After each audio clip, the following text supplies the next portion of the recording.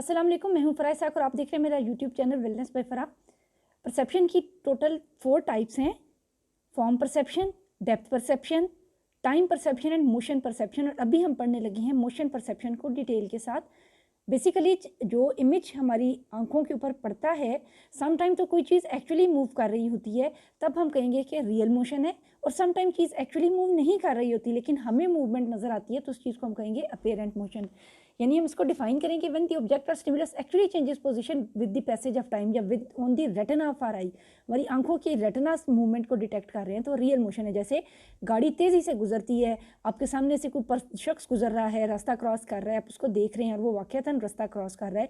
Apparent में जो actual object है वो मूव नहीं कर रहा होता, लेकिन कुछ क्यूज ब्रेन इकट्ठे करता है और ये आइडेंटिफाई करता है कि चीज़ें मूव कर रही हैं जबकि वो मूव नहीं कर रही होती हैं।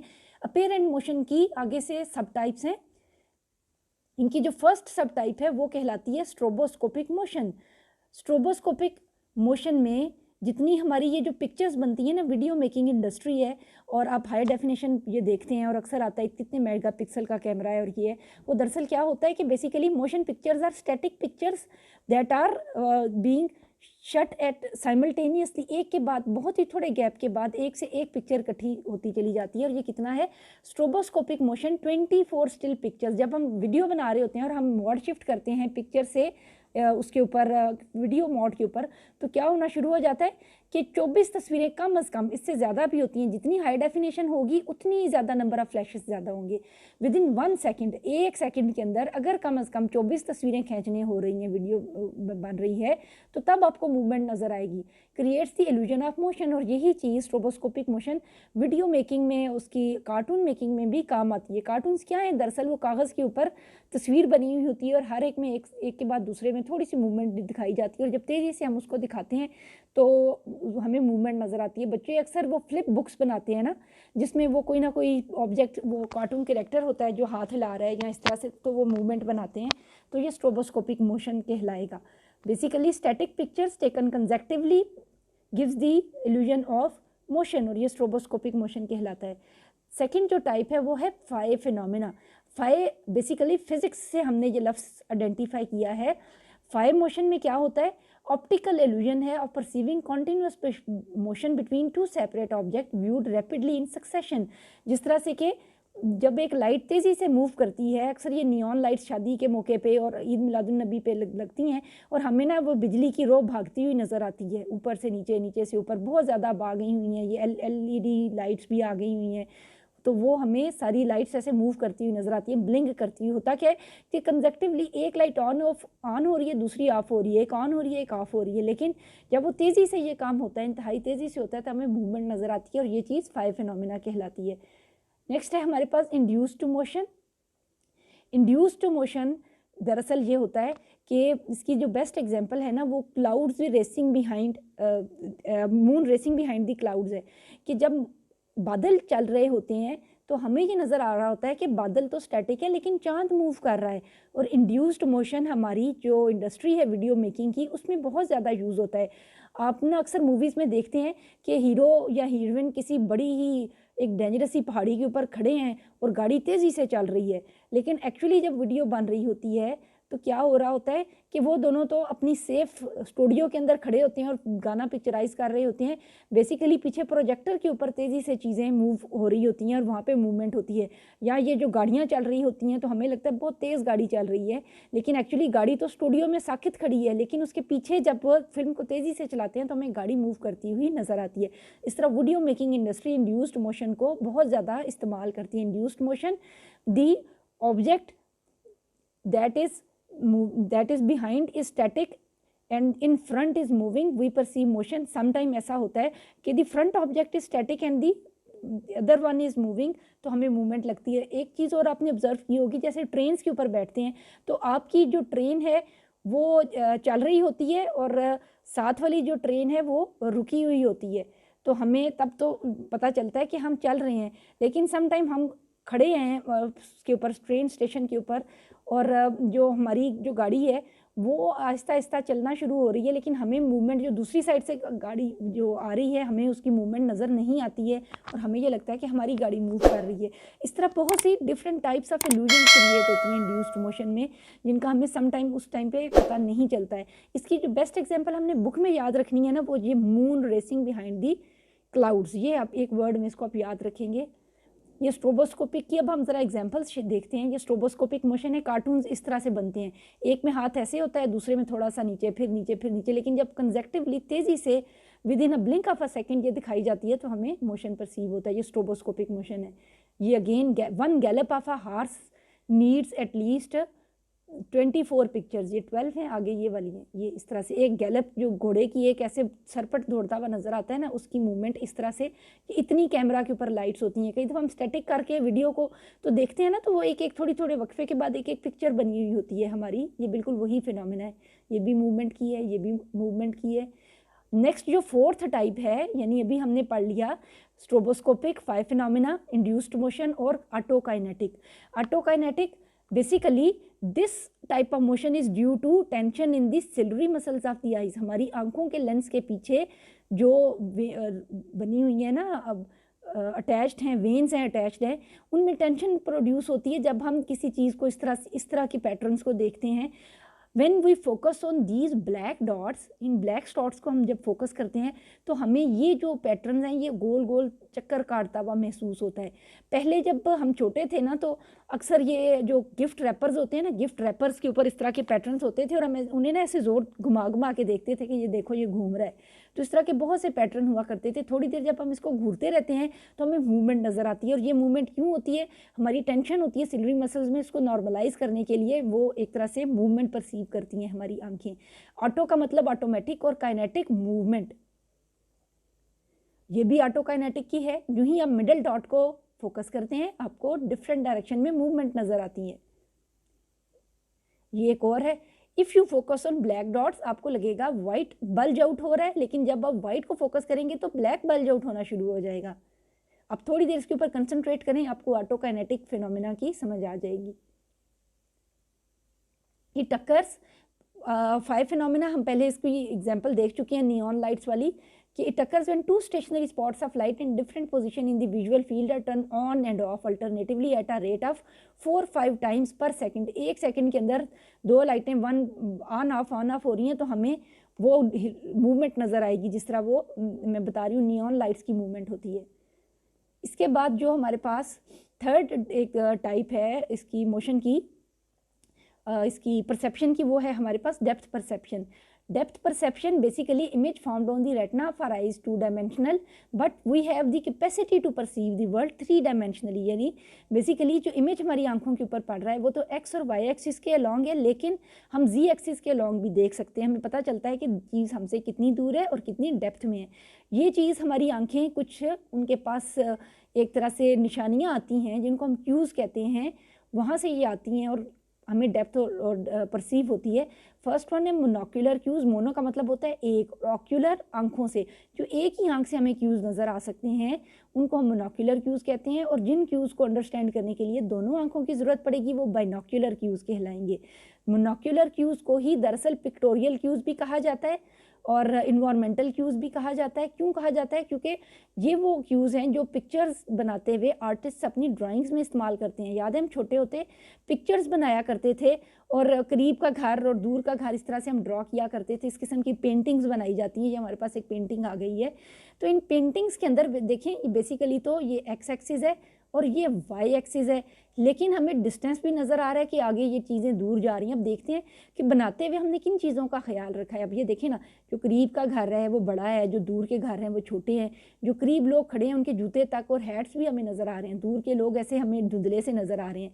फिर ये जो स्ट्रीट है यहाँ पर तो काफ़ी चौड़ी है, लेकिन जूं जूं आगे डिस्टेंस इंक्रीज़ हो रहा है ये तंग होती जा रही है। इस तरह करीब की चीज़ें बहुत वाज़े हैं और दूर की कम वाज़े हैं। अब ये देखें ये सारी चीज़ें जो आर्टिस्ट है उसने अपनी पेंटिंग में इस्तेमाल की हैं और यही मोनोक्यूलर क्यूज़ कहलाती हैं। अगर मोनोक्यूलर क्यूज़ को मोनोक्यूलर क्यूज़ इसलिए कहा जाता है कि अगर हमारी एक आंख डैमेज भी हो जाए तो still we are able to perceive depth and distance due to these monocular cues. एक आंख से की डैमेज होने के बावजूद भी हमें ये चीज़ें नज़र आती हैं। इनको हम ज़रा देखते हैं। मोनोक्यूलर क्यूज़ में इसमें सिंगल आई यूज़ होती है। सबसे पहले linear perspective. Linear perspective, parallel lines tend to converge with each other with increasing distance. ये देखा, शुरू में ये आपको ब्रॉड लग रही है गली, लेकिन आगे जाते हुए ये कन्वर्ज हो रही है, टिल्ट इन हो रही है। इस चीज़ को लीनियर पर्सपेक्टिव कहते हैं, यानी लाइन में आ जाती हैं। रेल के पटड़ियाँ, अगर आप रेल के बीच में खड़े हों ट्रेन की पटड़ी के अंदर, तो आपको थोड़ी देर बाद वो आसमान के उफक पे मिलती हुई नज़र आती हैं, ये लीनियर पर्सपेक्टिव कहलाती है। एरियल का वर्ड एरियल पर्सपेक्टिव एयर से निकला है। If the air is clean we perceive things closer to us, when the air is polluted things seem to be perceived at a greater distance. हमें चीज़ें दूर नज़र आती हैं। जैसे अगर ये हवा साफ़ है तो हमें चीज़ें करीब नज़र आएंगी, और अगर हवा गंदी होगी तो हमें चीज़ें दूर नज़र आएंगी। अगर हम मरी में जाते हैं तो बहुत से लोग जो मेट्रोपॉलिटन सिटीज़ में रहते हैं वो करीब के पहाड़ को मिस इंटरप्रेट कर लेते हैं कि ये तो पास ही है, जब चल के जाते हैं तो पता चलता है वो तो काफ़ी दूर थी। इसी तरह लाहौर या इस किस्म की मेट्रोपॉलिटन सिटी में हम जाते हैं जहाँ पोल्यूशन रेट ज़्यादा होता है, तो बिल्कुल पास ही सड़क क्रॉस करके बिल्डिंग होगी, लेकिन हमें लगेगा कि नहीं भाई, टांगे रिक्शे के बगैर हम नहीं जा सकते हैं। तो दरअसल जो एरियल पर्सपेक्टिव है वो हमें इल्यूजन देती है करीब होने का या दूर होने का। नेक्स्ट, रिलेटिव वर्ड के साथ ना कुछ चीज़ें आएंगी। रिलेटिव का मतलब होता है in comparison with. Relative height, करीब की चीज़ें वेल हाइटेड होती हैं, दूर की चीज़ें उनकी हाइट कम होती चली जाती है, ये ऊंचा है और ये नीचा है। नेक्स्ट है रिलेटिव मोशन, जो करीब की चीज़ें हैं वो ज़्यादा तेज़ी से चलती हुई नज़र आती हैं। जैसा कि अगर आप सड़क क्रॉस करने लगे हैं तो आपको लगेगा कि गाड़ियाँ बहुत ही शां शां करती गुजर रही हैं, लेकिन दूर ऊपर आसमान पर कोई जहाज़ जा रहा है, आप देखेंगे कहेंगे तो बहुत ही आहिस्ता धीमा धीमा जा रहा है, हालांकि वो ज़्यादा तेज़ होता है। तो वो चीज़ें जो ज़्यादा डिस्टेंस पे हैं उनकी स्पीड हमें कम लगती है, जो बिल्कुल करीब हैं वो हमें उनकी स्पीड ज़्यादा लगती है। फिर है रिलेटिव ब्राइटनेस, क्लोज की जो चीज़ें हैं वो हमें ज़्यादा ब्राइट नज़र आती हैं और ज़्यादा विजिबल नज़र आती हैं। जैसे हमारे पास ये जो पीछे पिक्चर है आर्टिस्ट की, इसमें भी हमें ये लग रहा है कि वो चीज़ें जो ज़्यादा ब्राइट है, अब इनके कलर्स भी नज़र आ रहे हैं तीनों लोगों के, लेकिन दूर के लोगों के कलर्स हमें नज़र नहीं आ रहे हैं। तो ये चीज़ हमें इल्यूजन देती है करीब और दूर का, कि चीज़ें कितनी करीब और कितनी दूर हैं। रिलेटिव साइज़, जो चीज़ें साइज़ में छोटी नज़र आ रही हैं उनका डिस्टेंस हमसे ज़्यादा है। जैसे इस पिक्चर में वो चीज़ें जिन ये इमेजेस हैं लोगों के, ये इमेज बड़े हैं, और ये जो पीछे नज़र आ रहा है ये भी कोई बंदा खड़ा है, लेकिन जिसका साइज़ छोटा है। तो करीब की चीज़ें हमें बड़ी नज़र आती हैं साइज़ में, और दूर की चीज़ें हमें छोटी नज़र आती हैं। जैसे आप गाड़ी में जा रहे हैं तो वो दरख्त जो आपकी गाड़ी के बिल्कुल करीब हैं या आपके घर के बाहर नज़र आ रहे हैं, उनका साइज़ तो बड़ा है, लेकिन आप ज़रा नज़र उठा के दूर देखेंगे तो उधर भी एक और कीकर का ही दरख्त होगा, लेकिन उसका इमेज छोटा पड़ रहा है आपकी रेटिना पे। आप ये नहीं समझते हैं कि ये वाला दरख्त बड़ा है और वो छोटा है, बल्कि आप अंडरस्टैंड करते हैं कि ये करीब है और वो दरख्त जो छोटा नज़र आ रहा है वो मेरे से दूर है। नेक्स्ट है इंटरपोजिशन, वो चीज़ जो हमें पूरी नज़र आ रही है और हिंडर नहीं हुई वो हमें लगता है कि करीब है, और जो चीज़ें पार्शली कवर्ड होती हैं हमें ये पता चलता है कि इसके पीछे हैं और कवर्ड हैं और ये पूरी नज़र नहीं आ रही हैं। जैसे इस पिक्चर में इसकी खिड़कियाँ और सारी चीज़ें हमें नज़र आ रही हैं, लेकिन ये घर हमें पूरा नज़र नहीं आ रहा, तो हम ये अंदाज़ा लगाते हैं कि ये घर करीब है और ये वाला घर दूर है जिसके पीछे। ये चीज़ इंटरपोजिशन कहलाएगी कि कोई चीज़ कहाँ पोजिशन करती है। रिलेटिव क्लैरिटी, वो चीज़ें जो क्लियर नज़र आ रही हैं वो करीब है और जो हेजी नज़र आ रही हैं वो दूर है। नेक्स्ट है टेक्सचर, अगर आपका मार्बल का फर्श है तो कमरे बड़े और कुशादा और दूर बड़े बड़े नज़र आएंगे, दूर तक नज़र आएंगे, लेकिन अगर आपने ऊपर कारपेट वगैरह डाला हुआ है, ऐसा मटेरियल डाला हुआ है जो थोड़ा खुरदरा है, तो हमें चीज़ें तंगी का एहसास देती हैं और तंग लगती हैं। तो ये चीज़ टेक्सचर कहलाती है, टेक्सचर ग्रेडियंट। आगे कुछ हमारे पास परसेप्चुअल ऑर्गेनाइजेशन से रिलेटेड इल्यूजन्स हैं कि ये जो चीज़ है ये इन्होंने ऐसे बनाई हुई है कि ये लीनियर पर्सपेक्टिव है कि आगे जाते हुए बल्ज इन होती हुई नज़र आ रही है। Two parallel lines are converging with each other. अब यहाँ पर भी ये लीनियर पर्सपेक्टिव है कि सड़क तो एक ही है, लेकिन दूर जाते हुए बेशक उनका ये साइज़ एक है, ये रेड पट्टी जो ऊपर लगी हुई है ये बता रही है कि साइज़ तो एक है, लेकिन इंक्रीजिंग डिस्टेंस के साथ ये एक दूसरे के साथ टिल्ट इन हो रही हैं। रिलेटिव हाइट, हमेशा हमारी जो आंखें हैं ना वो वर्टिकली परसीव करती हैं चीज़ों को, हालांकि जो हॉरिजेंटल लाइन है और वर्टिकल लाइन है इनका सेम साइज़ है, लेकिन हमारी आंखें परसीव करेंगी कि वो चीज़ जो वर्टिकल है वो ज़्यादा लंबी है लाइन। नेक्स्ट अब ये इल्यूजन बनाई गई है, तीनों लोगों का साइज़ एक ही है, लेकिन हमारी इल्यूजन उल्ट कर दी गई है। अदरवाइज़ तो ये होता है ना कि जो करीब का बंदा है ना वो बड़ा नज़र आता है और दूर वाला छोटा है, यहाँ पर उल्टा किया हुआ है इन्होंने इस चीज़ को, तो इस तरह इन्होंने इल्यूजन क्रिएट की हुई है। अब ये डेप्थ के लिए है लाइट एंड शेडो की, वो चीज़ें जो वेल लिट होती हैं वो हमें करीब का एक तरह से देती हैं, और शेडिंग इस्तेमाल की जाती है जब डेप्थ क्रिएट करनी होती है। जैसा कि आर्टिस्ट जो पेंसिल से पेंटिंग्स बनाते हैं, पेंसिल स्केच बनाते हैं, वो बहुत ज़्यादा इस्तेमाल करते हैं स्ट्रोक्स को। तो वो जहाँ पर उन्होंने डेप्थ दिखानी होती है वहाँ पर पेंसिल स्ट्रोक बहुत ज़्यादा इस्तेमाल करते हैं। और लाइट उसके साथ हमें परसेप्शन देती है कि किस साइड से एक तरह से बल्ज कहाँ से हुआ है। जैसे ये लग रहा है कि आइसक्रीम का स्कूप किसी ने खा दिया हुआ है, और यहाँ पर लग रहा है कि एक ना कस्टर्ड था और उसके ऊपर किसी ने थोड़ा सा कस्टर्ड की चमची और रख दी है, तो इस तरह बल्ज हुआ है। हालांकि ये प्लेन सरफेस है, लेकिन हमारी आंखें एक इल्यूजन देख रही हैं। ये लाइट एंड शेडो कहलाता है। उसके बाद ये भी अगेन एक लाइट एंड शेडो का है कि किस डायरेक्शन से लाइट आ रही है और हमें वो चीज़ 3 डायमेंशनल नज़र आ रही है। यानी कि अदरवाइज तो ये एक स्क्वायर है, लेकिन ये क्यूबिकल नज़र आ रहा है, क्योंकि this one is X, Y and Z axis, हमें 3 डायमेंशंस नज़र आ रही हैं इसकी। ये इंटरपोजिशन है, ये एक इल्यूजन है, क्योंकि इसमें पता नहीं चल रहा कि घोड़ा आगे है या फिर दरख्त आगे है। इस किस्म की 3D पिक्चर्स बहुत ज़्यादा आ गई हुई हैं मार्केट में, और बाथरूम की टाइल्स भी, और इसके अलावा वॉल पेपर्स भी, फ्लोर कुशन्स भी इस तरह के आ गए हुए हैं। तो अब ये चीज़ दरअसल इस तरह है कि ये 3D इमेजेस होते हैं। इनको 3D इसलिए कहते हैं क्योंकि ये बहुत ही नेचुरल लगते हैं, और इसमें 3rd डायमेंशन भी डाली जाती है। ये भी एक पूरी स्ट्रीट है, प्लेस का आई थिंक इटली में है, कहाँ पर है ये, और ये इस तरह से पूरी स्ट्रीट बनी हुई है जिसके अंदर इस तरह की इल्यूजन है। ये इस तरह की ड्राइंग्स आ गई हैं कि आपको लगता है कि आप शायद किसी सी शोर के एरिया में, हालांकि these are just the paintings, 3D paintings हैं ये भी 3D ड्राइंग बनाई हुई है किसी ने बच्चों के स्कूल के पास। अच्छा, ये 2D और 3D है। पुराने कार्टून ऐसे हुआ करते थे, सीधी सी सड़क है और ये गाड़ी जा रही है ऐसे ऐसे। अब इस तरह की आ रही हैं। अब तो मतलब जो नई मूवीज़ आ रही हैं वो 6D भी हैं और उससे भी ज़्यादा भी हैं, तो उसमें ना उसकी उतनी ज़्यादा डिटेलिंग, और कहाँ वो राउंड हो रहा है, बल्ज कहाँ हो रहा है, सिलेंड्रिकल शेप्स कैसे हैं, ऊपर से स्कल साइज़ है वो भी नज़र आ रहा है। तो बहुत सोफिस्टिकेटेड तरीके से अब आ गई हैं कैमरास के अंदर, क्वालिटीज़ आ गई हैं जो। तो ये 2D है, ये येलो वाली गाड़ी, और ग्रीन जो गाड़ी है ये 3D में बनी हुई है। यहाँ से हमें अंदाज़ा होता है कि ये क्या है। ये अगेन एक 2D पिक्चर है। ये एक इल्यूजन रूम है। इल्यूजन रूम में जो ये दोनों बंदे हैं ना, ये एक ही साइज़ के हैं, लेकिन दरअसल ये कमरा इस तरह से बना हुआ है कि जब बाहर से हम देखते हैं तो हमें एक बंदा लंबा और एक छोटा नज़र आता है। अच्छा, बाइनोक्यूलर क्यूज़ पे आते हैं। बाइनोक्यूलर क्यूज़ में रेटिनल डिस्पैरिटी, हमारी दोनों जो आंखें हैं ना उनके ऊपर अलग अलग इमेज बनता है और वो बाद में मर्ज होता है एक दूसरे के साथ। अगर राइट इमेज और लेफ्ट इमेज जो आंखों के ऊपर पड़ रहा है उनमें डिफरेंस ज़्यादा है, तो इसका मतलब है चीज़ करीब है। जैसे आप बुक के ऊपर देखो ज़रा गौर से अभी, तो आपको नज़र आएगा कि एक आंख के ऊपर अगर आप कवर करते हो और फिर दूसरी आंख कवर करते हो बारी बारी, तो वो डिफरेंट चीज़ें नज़र आएंगी। लेकिन दूर आपको जो परिंदा आसमान पे उड़ता हुआ नज़र आ रहा है उसमें इमेज इतना डिफरेंट नहीं है।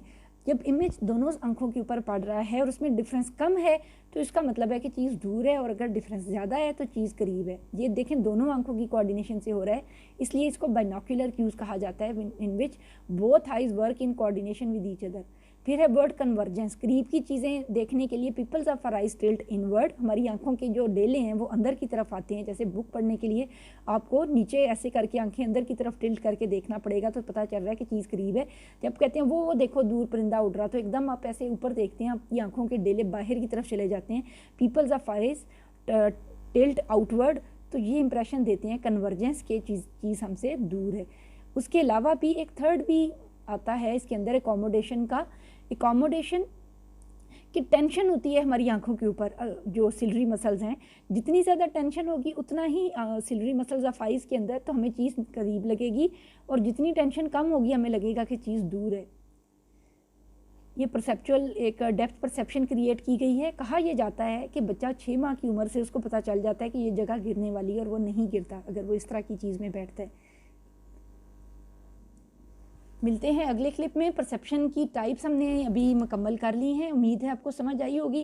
किसी ने कुछ पूछना हो कमेंट सेक्शन में आप कर सकते हैं कम्युनिकेट। मिलते हैं अगले क्लिप में, दुआओं में याद रखिएगा। अल्लाह हाफ़िज़।